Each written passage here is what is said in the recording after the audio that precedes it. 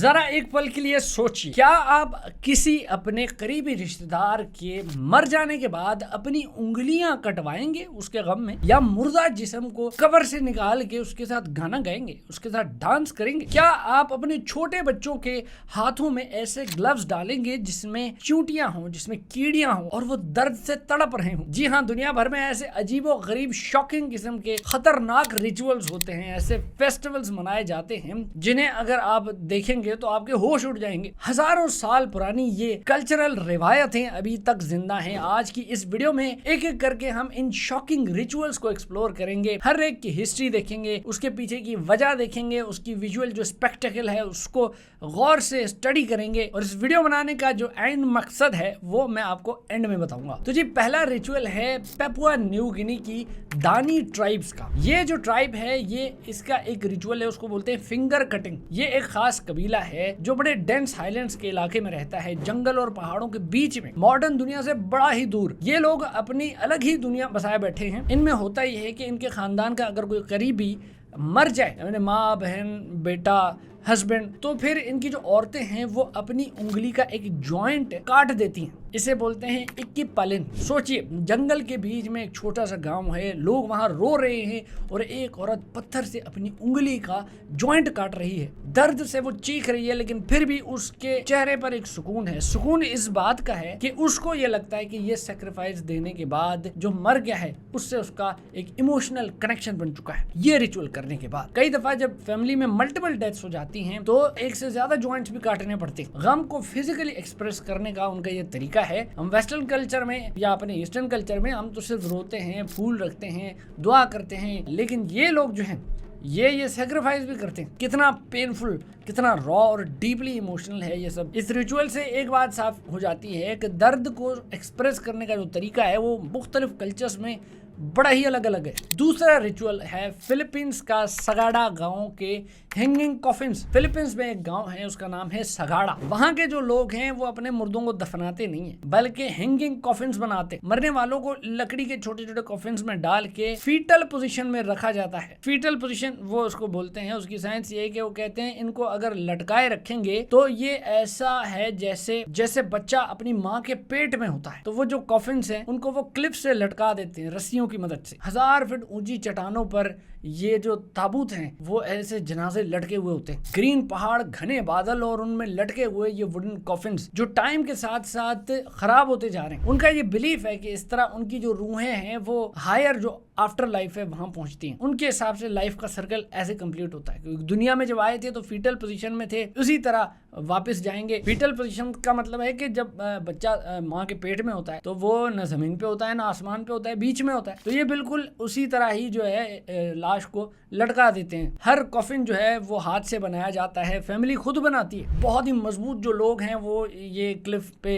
इन ताबूतों को लटकाते हैं, क्योंकि ज़ाहिर है बड़ा खतरनाक काम है। उसके बाद जो टूरिस्ट हैं वो भी विजिट करने जाते हैं, लेकिन लोकल्स उनको वार्न करते हैं कि ये बड़ी सेक्रेट जगह है, तो वहाँ पे जाके आपने ख्याल करना है, उनके कल्चर को डिसरिस्पेक्ट नहीं करना। वो जो कॉफिन्स हैं फिर वो बारिश में, हवा में वक्त के साथ साथ डिसॉल्व होते जाते हैं, यानी टेक्निकली वो जो लाश है वो वापस अर्थ को मिल जाती है। कितना डरावना और बड़ा यूनिक किस्म का ये रिचुअल है। रात को ये क्लिप्स किसी हॉरर मूवी जैसा सीन क्रिएट कर देती हैं। तीसरा रिचुअल है मेडागास्कर का Famadihana, turning off the bones, dancing with the dead जिसको कहते हैं। ये तो बड़ा दुनिया भर में फेमस है। हर 5 से 7 साल बाद फैमिलीज अपने जो एंसेस्टर्स हैं उनकी बॉडीज को कब्रों से निकालती हैं, उन्हें नए सिल्क के कपड़े पहनाती हैं, फिर जी उनके साथ म्यूजिक प्ले करते हैं, उनके साथ वो डांस करते हैं जैसे वो जिंदा लोग हों। जी हाँ, मुर्दों को उठा के वो गाने गाते हैं, नाचते हैं, उनके साथ फोटोज लेते हैं, फैमिली पिकनिक करते हैं। उनका ये मानना है कि इस तरह ये अपने एंसेस्टर्स को रिस्पेक्ट पेश करते हैं। ऐसे उनके जो आबा व अजदाद हैं उनको खुशी मिलती है और वो उनको ब्लेसिंग देते हैं। इसी तरह फिर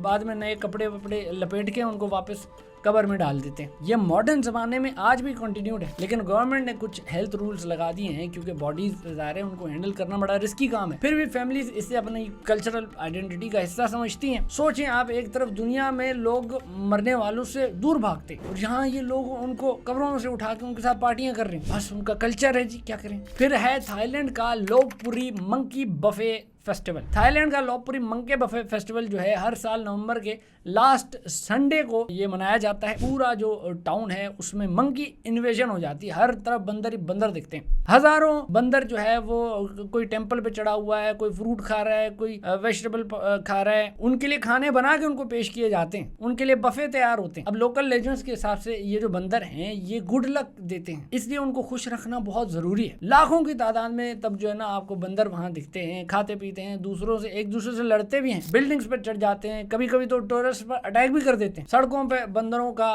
एक सैलाब आया होता है। अजीब किस्म का एक कमाल किस्म का ये फेस्टिवल होता है जो बड़ा खतरनाक भी हो जाता है कभी कभी, क्योंकि मंकीज वो अग्रेसिव भी हो जाते हैं, जाहिर जानवर है। फिर भी लोकल्स जो है ना इसे सेलिब्रेट जरूर करते हैं क्योंकि उनकी टूरिज्म को वो बड़ा बढ़ावा देता है ये फेस्टिवल। पांचवा है मेक्सिको में होने वाला नाइट ऑफ द रेडिशेस, मूली का फेस्टिवल है। ये क्या करते हैं भाई, मूलियों से ना उनको कार्व करते हैं, एक बुरा फेस्टिवल होता है उनका। 23 दिसंबर को लोग बड़े बड़े मूली जो है ना मूलियों को काटते हैं, इंट्रिकेट स्कल्पचर्स उससे बनाते हैं। किसी ने बनाया हुआ है, कोई डांसर्स बना रहे हैं, कोई एनिमल्स बना रहे हैं, उसमें पॉलिटिकल मैसेजेस भी होते हैं। बड़ा कंपटीशन होता है ये, रात को लाइट्स के साथ डिस्प्ले किया जाता है, बिल्कुल मैजिकल सा सीन होता है। ये ट्रेडिशन 19वीं सेंचुरी से चली आ रही है। होता ये था कि पुराने जमाने में जो फार्मर्स थे वो अपनी मूलियों को इस तरह आर्ट में तब्दील करके उसको बेचते थे। आज ये एक इंटरनेशनल फेस्टिवल बन गया है जिसको टूरिस्ट भी आके देखते हैं। ये फेस्टिवल मेक्सिको की क्रिएटिविटी और कल्चर को शोकेस करता है। सिंपल सी सब्जी उसको इतना खूबसूरत बना के जो है उन्होंने पूरा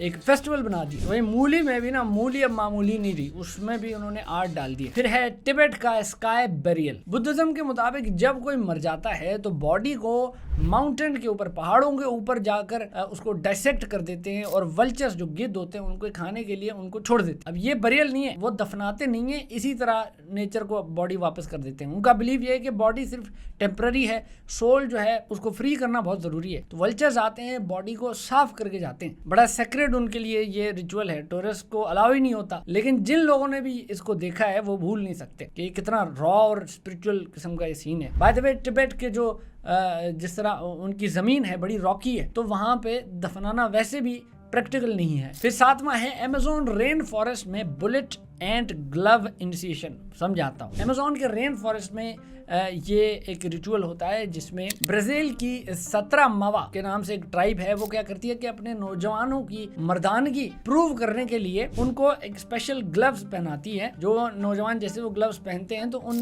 ग्लव्स के अंदर छोटी छोटी चूंटियां होती हैं, एंट्स होती हैं, बुलेट एंट्स जिनको बोलते हैं। उनको बुलेट एंट्स इसलिए बोलते हैं क्योंकि जब वो डसती है तो इतना पेनफुल एक्सपीरियंस होता है, ऐसे लगता है जैसे किसी ने गोली मार दी, क्योंकि उसका दर्द जो है वो 24 घंटे तक रहता है। लड़के, जो नौजवान लड़के हैं वो ग्लव्स पहनते हैं, 10 से 20 मिनट तक उनको पहन के डांस करते हैं, अंदर चूंटियां उनको काट रही होती हैं। ये भी एक रिचुअल है। देखें जरा, उनका मानना है कि ये जो दर्द है ना, जब वो सहते हैं तो वो बड़े स्ट्रॉन्ग बन जाते हैं, वो वॉरियर बन सकते हैं। इस तरह कम्युनिटी में उनकी इज्जत हो जाती है। आप सोचें वो इतना दर्द सहते हैं सिर्फ इसलिए कि उन्होंने अपनी मर्दानगी प्रूव करनी। फिर आठवां है बड़ा मशहूर स्पेन का ला टोमेटिना। स्पेन का La Tomatina world's biggest tomato fight festival. हर साल अगस्त में लाखों लोग आते हैं, 1.5 मिलियन किलोग्राम के जो है उससे भी ज्यादा टमाटर एक दूसरे पे लोग फेंकते। पूरा शहर जो है वो लाल पल्प से भर जाता है, सड़कों के अंदर टमाटर बस जाते हैं। 1945 में एक छोटी सी फाइट से ये शुरू हुआ था और अब एक फेस्टिवल बन गया। इसके कोई रूल्स नहीं है, बस मस्ती है, क्योस है, लोग इसमें पार्टिसिपेट करने के लिए पूरी दुनिया से आते हैं। आपने उस फिल्म में भी देखा होगा, जिंदगी ना मिलेगी दोबारा। सुपर मेसी किस्म का ये फेस्टिवल होता है। फिर नवा है थाईपुसम फेस्टिवल। ये होता है मलेशिया में और इंडिया में भी ये होता है। इसमें क्या होता है, लॉर्ड मुरुगन जो उनका भगवान है, उसके जो डिविटीज हैं, जो भक्त हैं, वो अपनी बॉडी पर 100 की तादाद में पियर्सिंग्स करवाते हैं, हुक्स लगवाते हैं, हेवी किस्म की पियर्सिंग्स कराते हैं, वो कड़े पहनते हैं और भारी कड़े पहन के वो घंटों तक वॉक करते हैं। चेहरे पर, जुबान पर, पीठ पर हुक्स लगाते हैं। कुछ लोग अजीब ट्रांस में चले जाते हैं, ऐसे ट्रांस में जाते हैं कि उनको फिर दर्द ही नहीं फील होता। लाखों लोग इसमें पार्टिसिपेट करते हैं। ये मतलब एक जो डिवोशन होती है उसकी बड़ी एक्सट्रीम किस्म है। 10वां रिचुअल है बेनिन का फीती दू वुडुन। ये होता है अफ्रीका में। वुडू तो आपने सुना होगा, ब्लैक मैजिक। ये हर साल 10 जनवरी को जो है वहां पे मनाया जाता है। ऑफिशियल वुडू फेस्टिवल इसको कहते हैं। अफ्रीका का जो वुडू है कल्चर, वो मतलब यहाँ से शुरू हुआ, उसका क्रेडल माना जाता है। यहाँ भी लोग अजीब ट्रांस में चले जाते हैं, डांस करते हैं, स्पिरिट्स को बुलाते हैं,